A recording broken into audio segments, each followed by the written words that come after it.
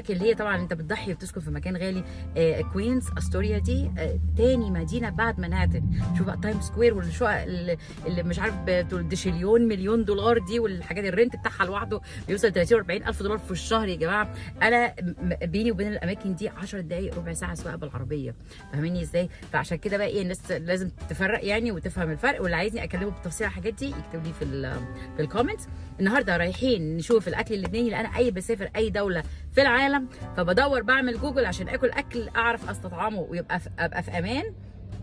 يا اما اكل سي فود، بس الاختيار الاول بتاعي بيكون يا اما اكل تركي او اكل لبناني، لان احنا طبعا عارفين ان يعني ما شاء الله علينا الرجاله بتوعنا مش عاملين مجهود ان هم يشهروا الاكل المصري. المطبخ المصري ما فيش حد يعرف عنه اي حاجه، وما فيش حد نجح في انه يعمل مطبخ مصري مشهور والناس تروح له. عشان تكونوا عارفين، اسال اي واحد اجنبي مش هيكون عارف اي حاجه. الناس كلها عارفه سندوتشات الكفته والشاورما والورق العيش